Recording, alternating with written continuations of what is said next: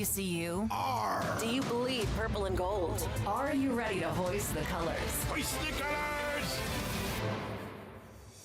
It's time for the most in-depth look into the world of ECU athletics. Welcome to Hoist the Colors with your host, Stephen Igo on 94.3 The Game.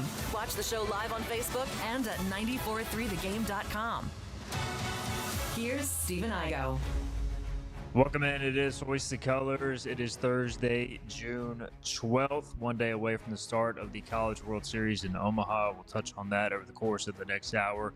We'll also get into the house settlement. We've been mentioning that all week, but haven't had a chance to really dive deep into it, how it impacts East Carolina. So we'll do that. We've got some questions related to that from earlier in the week we need to get to.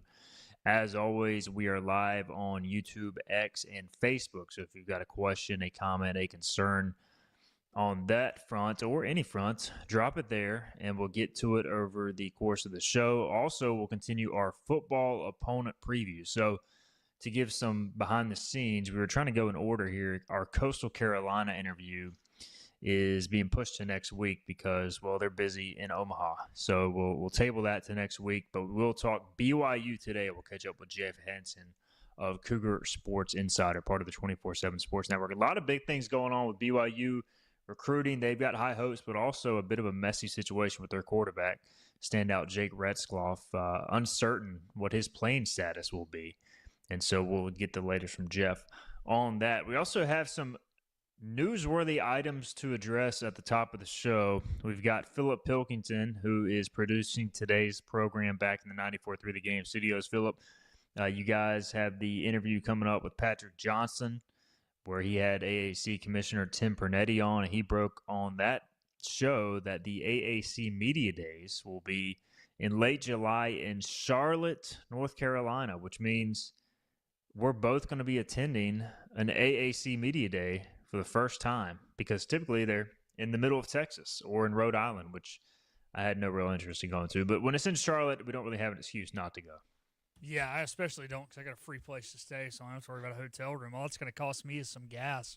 So, yeah, I'm kind of looking forward to it. You know, we talked about sometimes those media days are a little long. They can drag, right? Like, you just feel like after, the first hour or two, it's like, oh, my goodness, more people talking. But it will be fun to go. It'll be a fun time to hang out, see some of the other media members that we know from around the conference, and, go out and have some dinner all together. And it's always kind of fun in the summer when we feel like, not a lot's going on to kind of break it up and give us something to look forward to. So, yeah, I'm excited, and don't think it'll be in Charlotte, year after year like the ACC is, but this is our one chance. So some big news there coming out of the American. Again, it'll be at the Charlotte Convention Center July 24th, 25th. It's also open to fans, so you can get more information for that days, or for those days coming up in late July. All right, some other news. By the way, before we depart from that, I will say I'm disappointed that we missed being able to interview Biff Poggi by 1 year. So now there's not going to be as many. Tim Albin, the new Charlotte coach, I don't think he's going to provide as many sound bites. So I guess we'll have to rely on Trent Dilfer for some sound bites. Yeah, we're going to have to do that. The other thing, too, is I think everyone's going to be, properly dressed. I was kind of looking forward to the cutoff sleeves, and, maybe it's a good thing. Maybe, I don't know, maybe because if and now I'm not spreading any rumors here, never met Biff, but if he's got any BO going on, if you're wearing a nice long sleeve shirt and a jacket, you can kind of, bring in some of that. But when you're wearing a cutoff T-shirt, man, you get all the smells of all the nicks and crannies. So maybe it's a good thing. All right, some other news. The ECU basketball arena, also known as Minges Coliseum, will have a new court design this season, as East Carolina Pirates, the official athletics account, shared on social media that there is a new court design underway, and they've got a picture of, by the way, this, I don't know if they just took the shine off the court or what, but this picture makes it look like it's a gym from the 1950s. But either way, I am a fan. I'm a fan of redoing this court, Philip, because the design right now I'm not a huge fan of. The one thing I did like about the design is I like the baselines. You had the Adidas pattern. But I do wonder with the apparel deal coming up, and that is set to expire next summer, so you would assume that ECU would announce some sort of new apparel deal here in the coming months. They obviously, if you don't re-up with Adidas, you got to get rid of the Adidas brand pattern. So I don't know how much that plays a role in this. Also, it just needs a refresh overall. I'm not a huge fan of the Williams Arena banner underneath the Jolly Roger logo at midcourt. I do like the baseline for the most part, but I do think it needs an overhaul. It's time, Phillip, and I'll be pretty surprised if it's not the Pirate script across the midcourt, because it feels like all of athletics is kind of going in that route, although it feels like it almost should have been done a year or two ago. But we know Schwartz is a fan of the Pirate script. Are you willing to make any other predictions about this potential court design for Mid-East Coliseum? Yeah, I'm thinking they're going to keep Williams Arena there, but I think what they're going to do, and what I hope they do, is kind of make it a smaller logo on like the wing extended. You know how like in Cameron Indoor it says Coach K Court, but it's not in the middle. It's kind of up there in the top corner, by the wing. So I wonder if they go to the Williams Arena kind of there and make it smaller and not a banner. They just write Williams Arena. Also, you mentioned the stuff on the baseline. Were you talking about the one where it does look like the two swords crossing? Yes. Just down there in the bottom. Yep. So you think because that's Adidas, they'll probably go away from. I hope they keep something. Like, I don't want it to just be plain purple all the way around. I do like that it says East Carolina top and bottom at midcourt. I like that it says Pirates under the basket, but I don't want it to just be bland other than that. Yeah, I understand that. And I don't know, too, who has the rights. I would assume that's an Adidas brand pattern deal, but they've got like they used to be on the Adidas pants as well for football, and now that's kind of disappeared. So like the pattern has kind of gone by the wayside a little bit. So I don't know if ECU owns the rights to it now and can keep it if they want to or what, but I don't know. I do feel like if you could just redo the middle of the court and keep the rest the same, it honestly wouldn't be that bad, but we'll see what direction they go in. And the other side of it too, there was a time when it was just like brown all over, and like I want to say the baselines and behind the court or behind under the goal area were like hollow with purple writing. Like, I'm not a huge fan of that either. I think you need some color. You just don't need a Memphis situation where half the court is like blue with paw prints or whatever, tiger stripes all over it. Yeah, Memphis, Oregon. There's a few others. Yeah, Oregon's is brutal. Yeah. Even FAU's is pretty bad with the palm trees and all that. Yeah. So, yeah, the baseline, I don't want it to just be brown and plain. Like I said, it needs to be something. But I wouldn't mind now. The one thing I would not mind going to, though, is getting away from the purple and going to like a black on the baselines. I think if you could do black and then almost maybe have, instead of have purple script, it's just natural wood color under. I think that honestly would look pretty cool. I don't think they'd do it because I know it's not technically a primary school color, but I want to stay away from gold. Gold and brown, the brown of the wood are just too close. So, because it's such a light brown. But yeah, I wouldn't mind, like I said, like a black court and just leave like Pirates, almost like you just didn't paint the wood right there. I think that'd look cool. It almost kind of it looked like pirate shippy, kind of like, I don't know, man. It was dark down in the the under part of the pirate ship. If you're gonna do it, you got to get some unis to match it, though. Like I know they love wearing the white unis at home, and I'm fine with those. I do say the gold unis for me are my favorite uniform ECU basketball wears, but they just don't wear them a lot at home. I want to say, like they said, the undershirts didn't match. It amazes me. We got these apparel companies that can't match undershirts and pants. I'm like, what are we doing, man? But it's because we're not high on their list, Yeah. And the problem is, Adidas not even an American-made company. Like, and I'm not meaning this in like a political way, but like the fact that you're doing a European-made company, like how much do they care about American college athletics? Whereas like Under Armour is American, Nike is American. So like, Phil Knight is not going to allow, regardless of what team it is, doesn't have to be Oregon, to go out there with some off-colored undershirts. Phil Knight would be like, no, that's my logo on it. Heck no. And I just think, like, and Adidas is going to care more about soccer teams because that is what made them famous. That's what makes them money. They care that the soccer jerseys look good. I'm really interested to see, and we're kind of going off on a little bit of a tangent here, but that's fine. I mean, we'll circle back to the house settlement after we talk BYU in a little bit. But, we haven't really talked about the apparel deal situation. ECU's Adidas deal expires in July of 2026. So we've got one more year left with the Adidas deal. And this is another reason why I'm efforting to get John Gilbert on the show in the next coming weeks. But UTSA just partnered with Nike, I believe, and ended up going in that direction after several years with another company. So I do wonder, we know ECU was Nike before going to Adidas for this 10-year deal. Is Under Armour, are they even still in the game anymore? It feels like we've heard very little of them. And somebody mentioned like New Balance is starting to do some stuff. So look, all of this I will say is going to come back to who gives ECU the most monetary value for the deal. But I don't know. I'm kind of getting out on the three-stripe life. No disrespect to Adidas. I guess if they come back with a better deal, it'll probably stay Adidas. But part of me hopes that it's Nike or something. I personally like Nike stuff more than Adidas. I'm not a member of the ECU Athletics Department, so I can say that. But I don't know. Do you have any wishes here?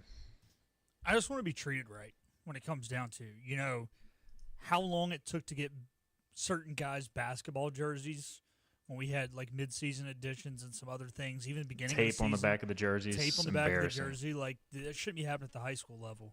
This is Division I college basketball. And correct me if I'm wrong, but wasn't there a Nike issue too back in the Nike days with some basketball unis? I think so, yeah. I think every ECU basketball apparel partnership has had issues for some reason. Yeah, so that's kind of the problem. I think, at the end of the day, you got to do what's financially right. You can't just go off whatever. Personally, for basketball shoes, I think Nike makes the most comfortable basketball shoes, and that's really, cleats for football are kind of cleats. I usually wore Nike, but I wasn't opposed to other things. I used to have Under Armour baseball cleats at one time, but man, I just want to be treated right, and when we ask for something, it gets the fulfillment is there. So whoever's going to, hold themselves accountable, I guess, is who I want. All right, so yeah, UTSA went from Adidas to Nike, so that's worth mentioning. We'll see what happens there. Jordan, which is obviously a Nike brand, sponsors 7.5% of Power 4 programs. Adidas sponsored 20.9%, and Under Armour sponsored 8.9%. And then you had obviously Nike with the overwhelming percentage on top of Jordan. So do not do Jordan. And I like Michael. Yeah, I like the brand, but we are East Carolina, and I do not want a brand that originated at North Carolina to be worn. And I will buy Jordan apparel. I do not mind it, but I don't want ECU Jordan apparel. Just like I don't want Duke Jordan apparel or NC State Jordan apparel. Like, it just wouldn't look right. Yeah. And Jordan, I can't see them wanting to sponsor ECU. I mean, no disrespect, but I don't see it. All right, more notes, newsworthy items, I'm trying to say. ECU baseball announced the return of a player just as we were taking the air, Philip Pilkington. And if I wouldn't have sent you the link, I don't know if you would have believed me, but Alex Buché is getting the Run It Back graphic video highlights. And look, it's not like Alex Buché didn't have some big moments for the Pirates this year, so I want to make that clear. And I don't think it's a bad thing to have him back on the team. I just feel like what is his role going to be is the biggest question mark at this point, because clearly the team performed better when he was not at shortstop. He does have some pop, but he also has some swing and miss. So, what type of deal is he coming back on? Is he on scholarship? These are things I don't know the answer to. I heard that it was looking towards he might be leaving, and now we get this announcement. So curious to see what Alex Boucher's role next year is. Yeah, I'm with you there. So I'm looking up. I mean, his on-base percentage was .323.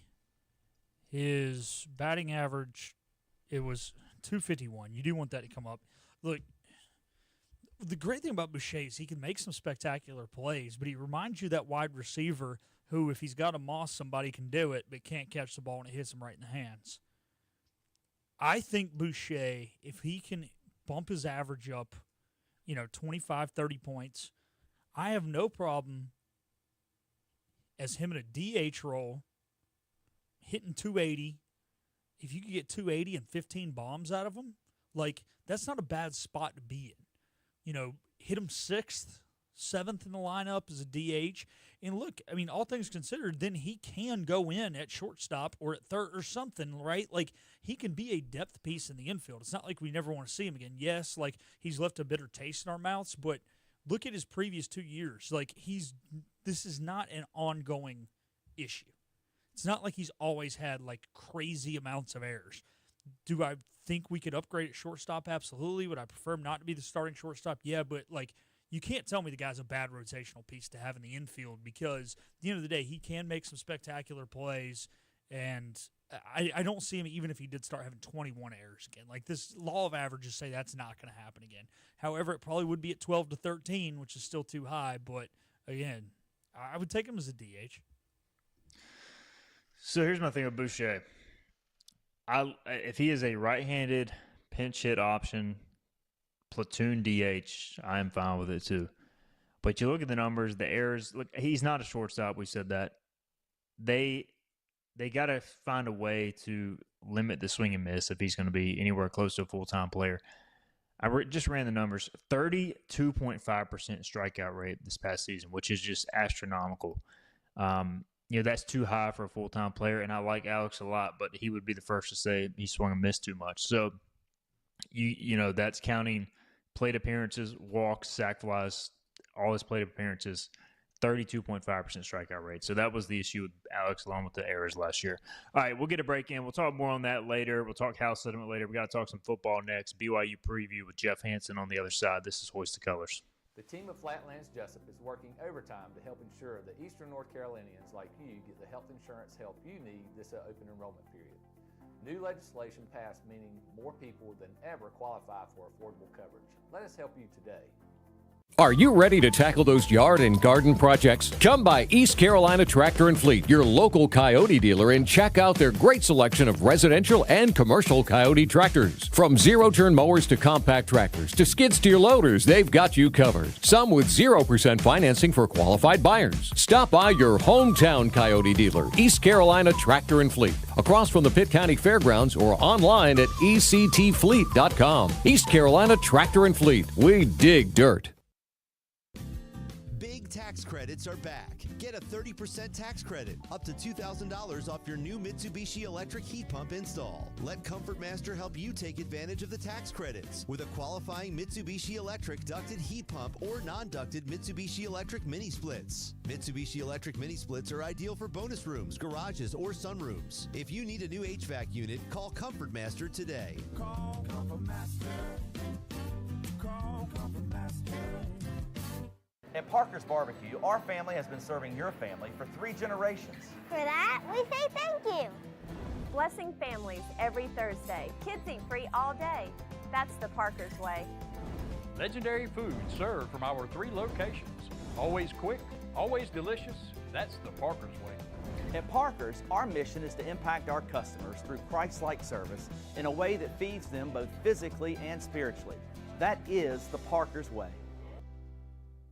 You know what the problem is with standard belts?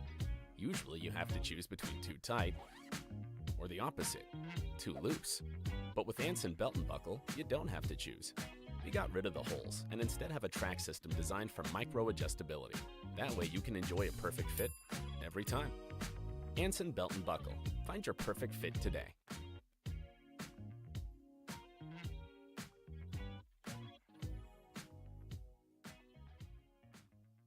Healthwise Pharmacy rounds the bases with all of your infusion, retail, compounding, and medical equipment needs. Locally owned and operated by pharmacist Marcy Parker, Healthwise has grown to be your most trusted provider for infusion services. Currently providing in-home or on-site infusions in North Carolina, South Carolina, and Virginia.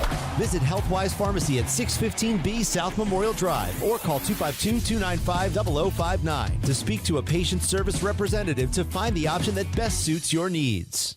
Tired of the 1-800 numbers advertising Medicare products? Flatlands Jessup has 6 offices all throughout Eastern North Carolina. Get face-to-face help from our local award-winning licensed team. Stop by today, Flatlands Jessup, your whole world covered. Climb aboard as we set sail and hoist the colors. Arr, matey! Back to the show with Steve and I go on 94.3 The Game. All right, welcome back in. Hoist the Colors on a Thursday, June 12th edition. We talked a lot of ECU headlines, segment one. We'll talk house settlement later. Let's get back into our ECU football opponent previews. We're joined now by Jeff Hansen of Cougar Sports Insider, part of the 24/7 Sports Network, just like Hoist the Color is. Jeff, how's it going, man? Doing really well today. How are you doing? Doing good, Jeff. And, man, it's, we get these kind of random meetings between East Carolina and BYU. And, you and I have a relationship from our time over the years at 24/7 Sports. So good to connect with you again. And I know we got a lot to get into with the Jake Retzloff situation and all of that. But first off, just kind of curious how BYU fans look at this meeting. It'll be on September 20th of this season when the Cougars roll to Dowdy-Ficklin Stadium. I believe for the second time. These two teams have played 4 times, twice in Provo, now twice in Greenville after this meeting. And I don't know, what do BYU fans think about this long scheduled trip and one that could be kind of a sneaky tough game on the road on the East Coast? Yeah, I think that most BYU fans, I think there's probably 2 feelings that fans out here in Provo have. The first is, oh, really? I mean, all the way across the country in a non-conference game, there's some of that that's just a really tough travel. It's a tough trip, tough game, and a really good opponent in ECU, especially under Coach Harrell and what they did at the end of last year. So there's a lot of just really we couldn't get out of this game kind of a feeling in Provo. But then on the other side, I think there's a lot of excitement because Stanford's not very good this year, and they don't look like they're going to be good for the next couple of years. And then BYU plays an FCS opponent. This probably is the best non-conference game that BYU has. In that first season. It's going to be, I think, the toughest test and the first true road test. So there's a lot of excitement, I think, just to see how BYU stacks up. Do they look like the same team they were a year ago? Does the quarterback situation that I'm sure we'll get into, does that play a role? Do they not play very well on the road? All of those things. I think this is a really good test for BYU, and so there's some excitement for that. So BYU, I was looking at some of the offseason, preseason rankings, obviously coming off an 11-2 season, Jeff, and a lot of high expectations. They've done well in the transfer portal, and then you have this unexpected situation with Jake Retzloff come up. And, for East Carolina fans listening, they probably seen some of the news, the headlines. Obviously, he was involved now in a civil lawsuit that's ongoing. Before we get into the weeds of what this means, can you provide context on how much of a surprise this was when it came up and kind of how, I guess, the latest from your perspective from the local angle there at BYU? Yeah, I mean, it really was a surprise, I think, to everybody involved, and really kind of I don't know what the word is, kind of a warning, I guess, really for schools in general right now that these kinds of situations, these legal situations in the NIL era where players have their own agents, it's not the same as it was, 10 years ago where everything kind of gets run through the school. It was different. So it caught BYU by a lot of surprise. So a civil suit was filed against Jake alleging some sexual assault stuff. It was not a criminal charge. It was a civil suit. So it kind of reminds me of, there's not a ton of parallels, but a Jameis Winston situation back at Florida State, 10 or 11 years ago. And so right now there's a whole lot of uncertainty because it is a civil suit. It's not criminal. That's going to take a lot of time. There's really not ever going to be, guilt or innocence in a civil suit. It's liability or not liability or not liable, right? So that's a little bit different. But then there's this honor code element as well, that this is it's a sexual assault allegation, but for BYU, it could have been completely consensual, and then BYU still has a mess on their hands, right? Because of what they require of their players with the honor code. So it's a really complex situation. It definitely caught people by surprise. I think it caught Jake Retzloff by surprise, and certainly people inside the athletic department. They were caught off guard by this as well. I think it took a couple of weeks of just some shell shock. Holy cow, what do we do?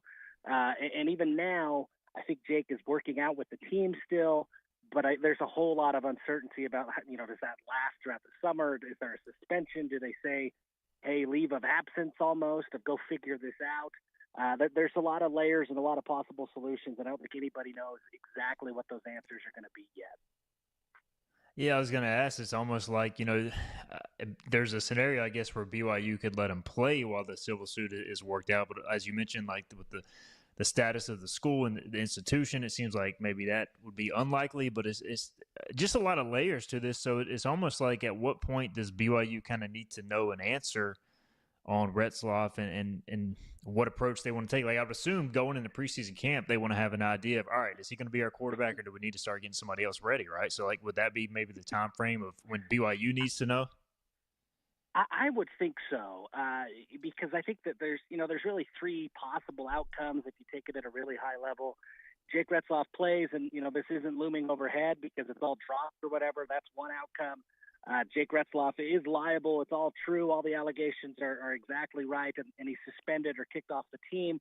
That's one outcome. But then there's that uncertainty, and it seems like that's where BYU is trending. And I think that's the worst case scenario for BYU.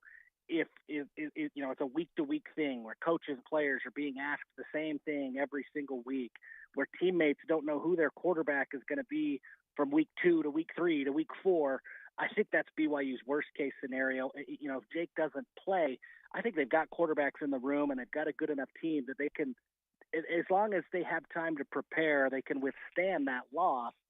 But that uncertainty is going to be tough. So yeah, Stephen, I'm with you. I think it is fall camp. They would like to know who the guy is going to be, or they would like to know if there's an open competition for the rest of the quarterbacks in the room. I don't know if they're going to get that because, like I say, this is a little bit outside of BYU's control. There's certainly some risks of, hey, do you suspend a guy and then there was never anything wrong, and that jeopardizes his NIL and things like that? Does that expose BYU to some additional risks?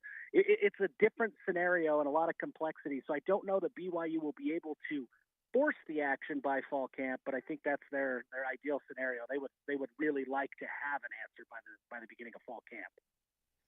Crazy, unfortunate situation for sure. Jeff Hansen with us, part of the CougarSportsInsider.com website covering BYU for 24/7 Sports. All right, if Retzloff is not able to go, what else does that quarterback room look like? Yeah, BYU added a couple of transfers last year, one from Utah State and one from Western Michigan. So it's a really interesting quarterback room where BYU has 2 other guys who have starting college experience. And I think in the transfer portal era, that's just not very common anymore. But McKay Hillstead came over from Utah State, and Trayson Bourget came over from Western Michigan.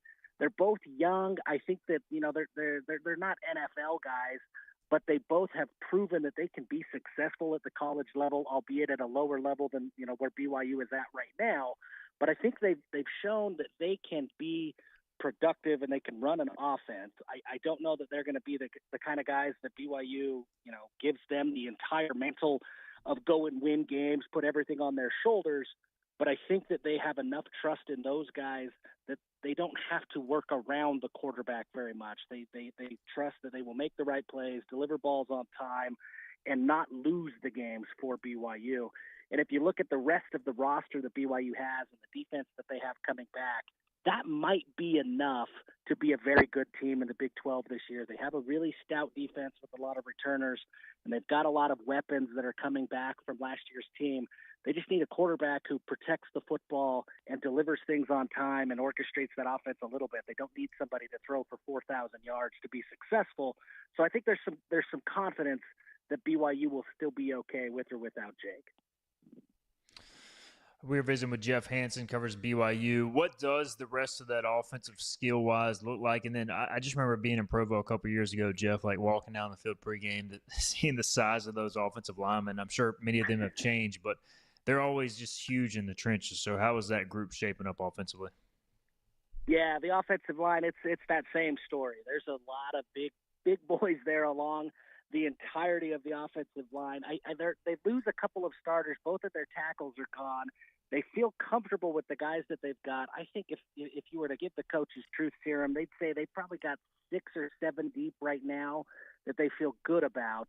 You'd obviously like to have that be a little bit deeper with injuries and things like that. So there's still some question marks on that offensive line, but certainly guys in the room that they feel that they feel confident that they've got at least a starting five, and then they could figure out what the rest of that depth chart looks like. Aside from the offensive line, most of the receiver room comes back. They did lose Keelan Marion, who ECU fans may be familiar with for his brief commitment there to ECU a couple of years ago out of the portal. He's now in Miami. And they lose Darius Lassiter, who was a big receiver for them, but they bring back Chase Roberts. He's the top dog. He was the top dog as a receiver last year. They've got a bunch of guys that are younger.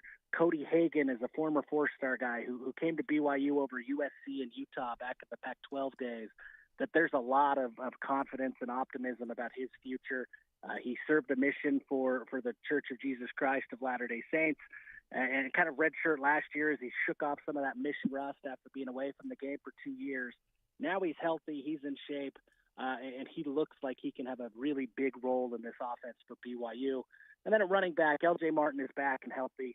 When he was healthy last year, he was really good. He averaged about a 5.5-yard clip when he was healthy. And so a healthy LJ Martin makes this offense a lot different for BYU.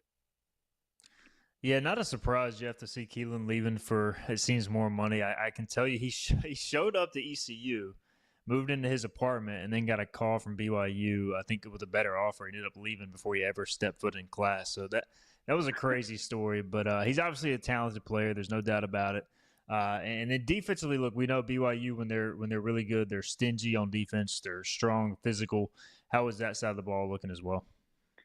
Yeah, that's the strength of this team for BYU. It starts with their linebacker core. I think they have one of the best linebacker duos in the country, in Isaiah Glasker and Jack Kelly. Both of them, for my dollar, are day 2 NFL draft picks next year with an opportunity to get better throughout the season. They are phenomenal linebackers. And when you hear the BYU coaching staff talk about them, they talk about them in the same vein as they do guys like Fred Warner and Kyle Van Noy, who have passed through this BYU program.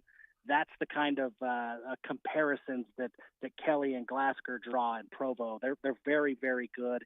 Along the defensive line, it's a lot of new for BYU, but there's a lot of excitement about the talent. They added a pair of defensive tackles out of the transfer portal. Justin Kirkland came over from Oklahoma State. Very good, big, strong guy. He may set the record at the bench at the NFL Combine next year. He's freaky strong. And then they stole a big defensive tackle, a starter from Utah. That felt good for BYU fans to take one from your rival. Keanu Tanuvasa, I think he's another draftable guy there in the interior of BYU's defense. So they feel good about the front seven. In the secondary, there's a lot of youth and inexperience. They feel good about the talent, especially at the corner spots, but there's not a ton of experience. So there's 4 or 5 guys in the mix that I know there's optimism about, but look, until you see that on the field, you don't know exactly what that's going to look like. All right, last question for you, Jeff, and this may be kind of a tough one to answer given the unknown with Retzloff. And preseason top 25 ranking is likely for BYU, even with the quarterback situation. So, is the expectation in Provo kind of a playoff situation, or does this quarterback situation really make it unclear of what the expectation should be? I don't know. Maybe there's 2 answers. If you have Retzloff versus if you don't have him, I don't know. How do you kind of handicap where the expectation level is right now in Provo? Yeah, I think that's the right question is, try to put a value on Retzloff. And if you look at what he did last year, he came up really big in a few clutch moments. I think there were 3 games that you could pinpoint and say, because of the way that Retzloff played in the fourth quarter, BYU won those games. Aside from those really clutch moments, which is huge, right? I mean, everyone knows that's a big part of being a quarterback. Aside from those clutch moments, his stats were pretty pedestrian. Threw for about 2,300 yards, a 20-12 touchdown to interception ratio. So he was good, but it wasn't, phenomenal. It wasn't irreplaceable.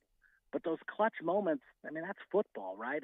Every single team has those moments in the fourth quarter where you need somebody to deliver and make big plays, and that's what Retzloff did. So if I kind of look at that and the way a typical football season plays out, I think there's going to be probably 2 games at least where BYU needs that clutch. And if Jake's not there, I don't know what those other quarterbacks bring to the table in terms of delivering in the fourth quarter, in a 2-minute drill at the end of the game. So if you say that Jake Retzloff is worth maybe 2 wins, then yeah, you trade 2 wins for 2 losses. That takes BYU out of contender status, but they'd still be a pretty darn good football team. And so I think that's what the expectation is in Provo is, hey, if Jake is there, you need to be a contender. If Jake is not there, you should still be able to hang with the contenders and then hope that you're there in those games. Maybe they don't go your way in the fourth quarter, but BYU is expecting to compete in every single game that they play in. With or without Jake Retzloff at quarterback, they feel like they have a good enough team that they should be able to win potentially every game. I don't think that you look at this from a Vegas standpoint. I don't think there's a game on the schedule, no matter who the quarterback is, where the spread is more than 1 score either way. So a lot of close games, and BYU should be able to compete in each of them. He's Jeff Hansen, Cougar Sports Insider, part of the 24/7 Sport Network covering BYU. Jeff, great stuff, man. Looking forward to September 20th, ECU hosting BYU. I'm sure we'll connect on game week, but I appreciate everything, man. I appreciate you guys. Thank you. Absolutely. That's Jeff Hansen. Nice scouting report on BYU. Some unknown there with the quarterback situation, but hopefully some clarity for the folks in Provo in the months ahead. All right, we'll get a break in. We'll be rejoined by Philip Pilkington after this break. We'll jump into the house settlement, what it means for ECU, answer your questions on that and more. This is Hoist the Colors. Hey, it's Jim Wells again with Wells Roofing and Gutters here in the beautiful community of Lindale, Bedford. At Wells Roofing and Gutters, we believe in quality first, and that's why we use CertainTeed shingles, which are manufactured in Oxford, North Carolina, a local company. In the event you ever do have a claim or a problem with your roof system, they're local and they come and take care of us in a timely manner. We could leave off some accessories and we could certainly save money, but we believe at Wells Roofing and Gutters in installing the correct way per manufacturer requirements, and we warranty your roof both in-house and also with our supplier, who is CertainTeed. For a job Wells done, no shortcuts taken, and a good quality job on your home, give us a call today, 252-227-8403. We also offer financing, 12 months, no interest, no payments. This is about you, your family, and the health of all who live in Eastern North Carolina. This is about the transformation of a health system into something more powerful and more human. About creating new ways to treat disease and keep you well. This is about ECU Health, which is to say, it's really all about you. ECU Health. Minds, hearts, purpose.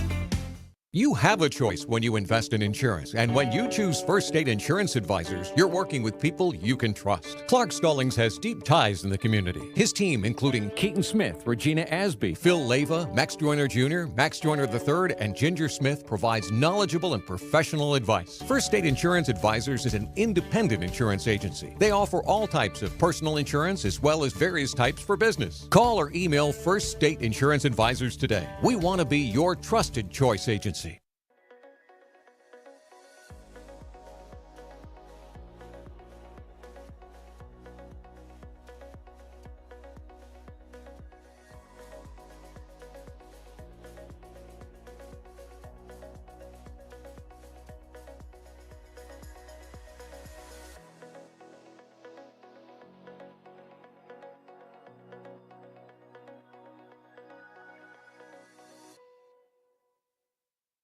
Other restaurants claim their food is fresh and fast, but are they friendly? At Moore's, you're treated like family the minute you walk into their doors. With locations in Winterville, New Bern, Swansboro, Morehead City, and Jacksonville. We've been practicing what we preach since 1945. At Moore's, our barbecue is slow cooked and smoked over real wood daily until it's so tender it's falling off the bone. Combined with our fresh chicken, cooked-to-order seafood, and homemade fixins, we're sure you'll agree. If it's not Moore's, it's less. The Pirates play here. Arr! This is Hoist the Colors Radio with Stephen Igo. Yes! That was so good! On 94.3, The Game.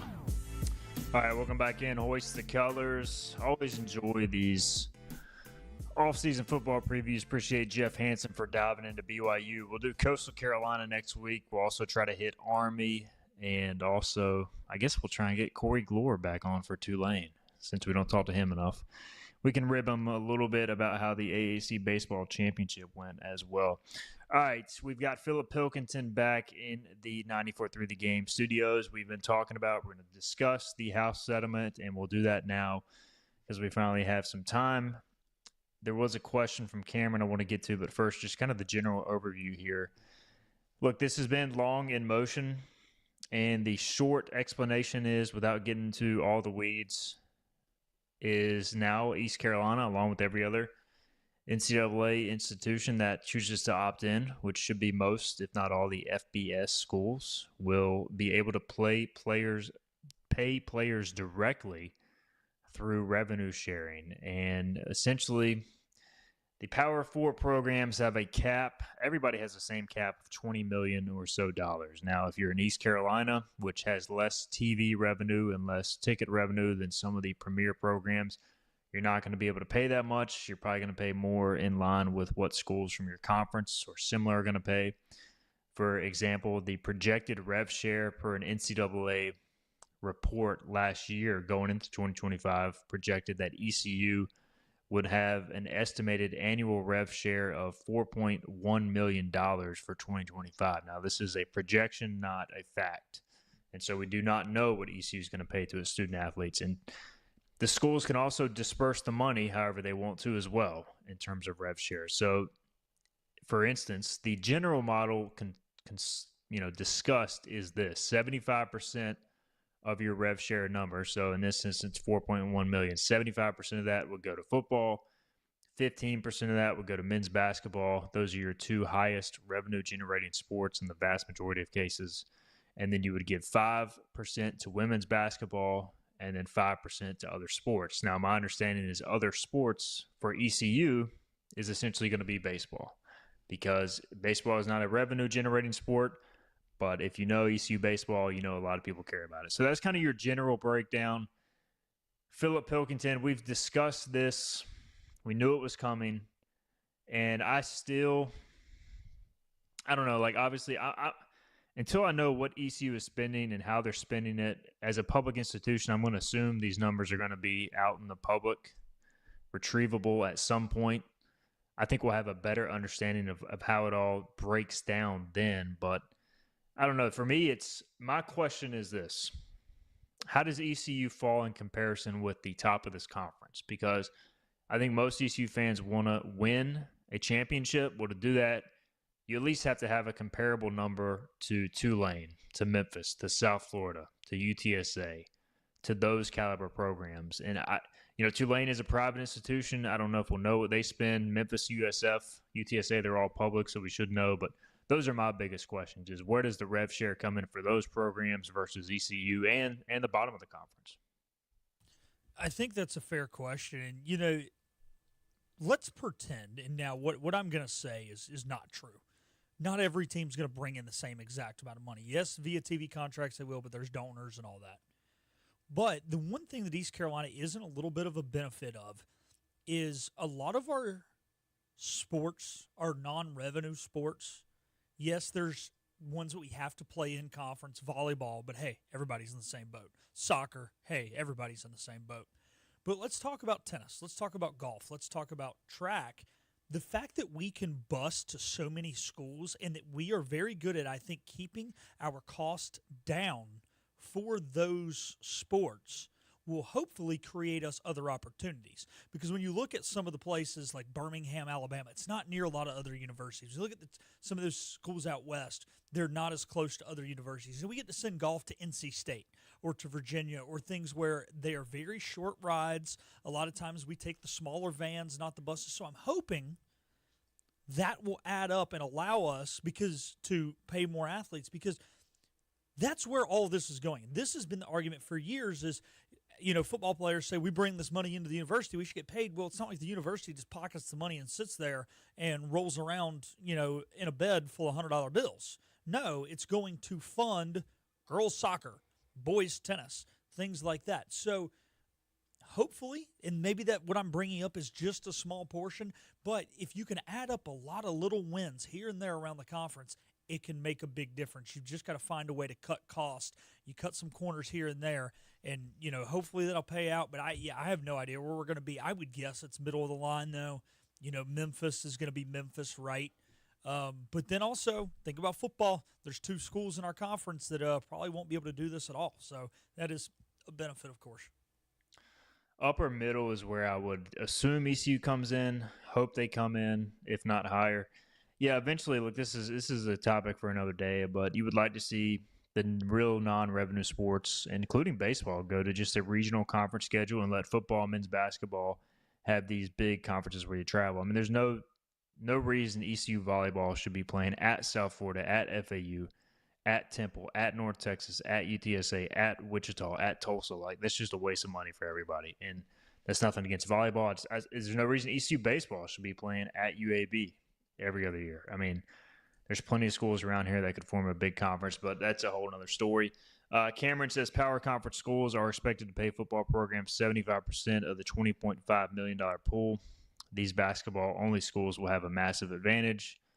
We'll touch on that in our next segment. And then Ryan says interested to see what happens with the Title IX lawsuit that has already surfaced. And Cameron adds there is no way this can legally work long-term. Some judge will shut this down due to Title IX. You know, what's the status of the government? Yes. I mean, 8 athletes and I know have that filed a lawsuit.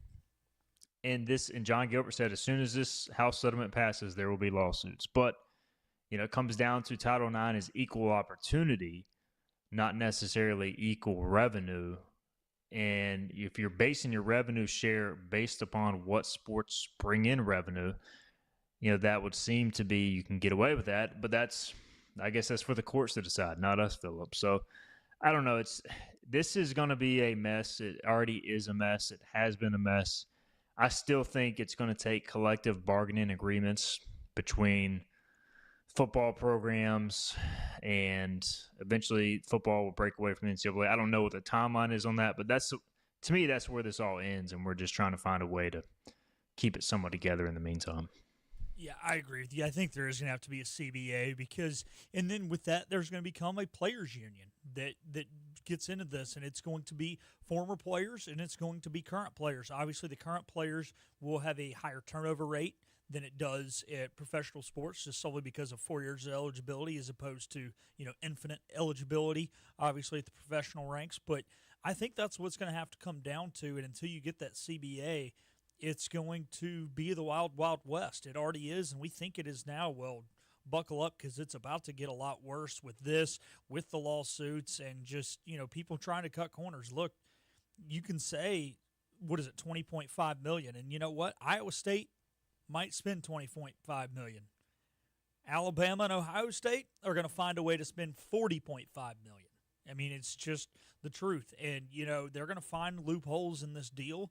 And they're not going to cheat, but they're going to, you know, stretch the, you know, it's like telling a tall tale. You're not really lying, but you're fibbing a little bit. And I think that's what it's going to be. It's not going to be really cheating, but they're going to find a way around this, and that's going to bring in more lawsuits. And once there's a CBA, you can kind of govern with an iron fist. But until there is, it's really hard for the NCAA to govern with an iron fist. All right, let's get our final break in. We'll come back. We'll address Cameron's question about basketball-only schools, how they have maybe an advantage here. We'll discuss that. Hoist the Colors, final segment on the way. Hi, I'm D.R. Alligood. And I'm his daughter, Jessica. For 11 years, we have built quality driveways and parking lots for both your residential and commercial needs. We also offer free on-site quotes to have your custom driveways built the way you want. 252-946-1227. Your roof is a vital part of protecting your home and family from dangerous storms and hurricanes. At Assist Roofing, we install and maintain metal roofing that provides precise protection. Add value to your home while lowering utility costs with a fortified roof to last a lifetime. With 0% financing, grants, and Energy Star Green Roofing tax credit available. Call us to schedule a free consultation so you can weather any storm with confidence. Make every day electric on the Kawasaki Electro 20 electric balance bike. Maximize the fun with long run times, impressive top speed, and Kawasaki build quality. Easy adjustability and smooth handling make everyday riding more enjoyable. And the standard MTB type tires provide off-pavement capability. The Kawasaki Electro 20 is the electric balance bike that's built to rip. Go to Ron Ayers Motorsports, Memorial Drive north of the airport, Greenville. Your confidence makes everything look good. You see the world in vivid color, not black and white. Swing through your neighborhood Fantastic Sam's Cut in Color and let our experienced stylists take you from everyday to extraordinary. Fantastic Sam's hair salons are locally owned and operated. Our full-service salons are conveniently located in Goldsboro, Kinston, Greenville, New Bern, Jacksonville, and Calabash. Stop in today at Fantastic Sam's, where the possibilities are endless. If you are interested in living longer and living stronger, Eastern Physical and Lifestyle Medicine is accepting new patients for a limited time. Finding a caring physician can be a challenge. Dr. Billy Smith is board certified in physical medicine and lifestyle medicine and has been practicing in the area for many years. Call for an appointment now to Eastern Physical and Lifestyle Medicine, 252-364-1108 in Greenville. That number again is 252-364-1108. Looking for a great deal on a new Nissan? At Greenville Nissan, we've got a great selection of new Nissans for under $30,000. The stylish Nissan Sentra, offering top-notch fuel economy. The Nissan Altima, known for its comfort and technology. The Nissan Kicks, the perfect combination with its compact design and performance. The Nissan Versa, delivering incredible value without compromising on features. And don't forget the Nissan Rogue, an award winner for 10 years in a row. Drive it home just for $22 down and $349 a month. Visit GreenvilleNissan.com today. Greenville Nissan, where we drive to serve. Hi, I'm D.R. Alligood. And I'm his daughter, Jessica. For 11 years, we have built quality driveways and parking lots for both your residential and commercial needs. We also offer free on-site quotes to have your custom driveways built the way you want. 252-946. The Pirates play here. Time to play the game. This is Hoist the Colors with Stephen Igo on 94.3 The Game. All right, final segment here. We're talking revenue sharing house settlements. I want to get to this question from Cameron, Philip Bilkin, and producing from earlier in the week. He says, so with this whole revenue sharing model now, what is it stopping these basketball-only schools like VCU and Wichita State from having significantly more money than everyone else since they don't have the expenses of a football program? So in theory, yes, Cameron. Here's the problem, though. Those schools don't make as much money as football schools. So while Wichita State will have more money to spend on basketball, and UNCW will have more money to spend on basketball, and VCU will have more money to spend on basketball, those programs don't collect as much revenue because they're not part of a TV deal for football. So Wichita State gets a smaller revenue share of the TV money. I was trying to find their actual revenue. So Wichita State generated $33 million in revenue for 2023-24. ECU generated $53 million in revenue.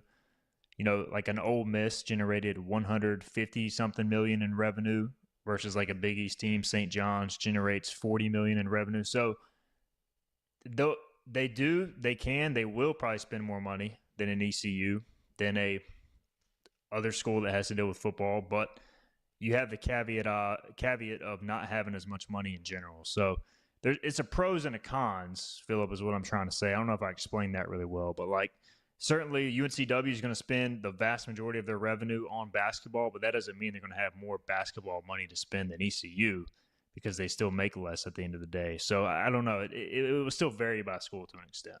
It will to an extent. I think going back to the question, where you're going to see the big difference is going to be Villanova, Creighton. Yeah. Marquette, St. John's, right? It's going to be the Big East schools. I don't think that Wichita as much. Now, they might have a little bit more because, probably what percentage we're going to put in. So we're going to put so much into football. They might, by default, have a slight advantage. But I think where you're going to see the difference, again, is going to be basketball schools that are self-sustained basketball conferences who can afford to do this. Again, the Big East. Those are the schools you're going to have to worry about. Now Marquette is going to be able to spend more than the Big 12 especially, right? So, hey, man, this kid was at Texas Tech who's got a fun football. Yeah, well, guess what? Marquette doesn't have fun football anymore. So they're going to pick him up in the basketball portal. That's where the issues are going to be. And, I mean, the cap is $20 million. Like I think that impacts the Big 12, the SEC, internally from what they can spend because, like you said, the majority of that money is going to go to football and they're going to have to spend a small percentage on basketball. So that gives these basketball programs more money to spend. But I just don't see these schools reaching the 20 million threshold for basketball. That's an insane amount of money for men's basketball. It's happening maybe at the top levels, but Marquette, if let's say they spend $6 million in athletics, probably $5.8 million is going to basketball, and that's where they maybe have an advantage because Texas Tech spends $17 million on football and $3 million on basketball. So this cap creates issues for the big schools that have to fund football for sure, and then they're going to have to try to get the NIL money, which now has to get passed through a clearinghouse, Deloitte. Any NIL deal over $600 has to be certified, which is going to be a whole other disaster, and those are going to be lawsuits probably, because how do you measure somebody's NIL value? It's just it's a giant mess, and I feel like we're just continuing to make it even more of a mess as we go along. But this is the path we are going down. This is college athletics now. So look, we could talk about this stuff round and round until we're blue in the face, and we'll probably talk about it more tomorrow when Bobby Harvard joins us, because we're out of time today. Cameron, we'll get as much, maybe even more into this question tomorrow because we'll have some time to kill. We'll also talk Omaha when Bobby Harvard's in studio, make our picks for the College World Series. But a lot of unanswered questions still with these lawsuits and the House settlement. But interesting time in college athletics. We'll try to figure out more tomorrow at 12 noon. See you then.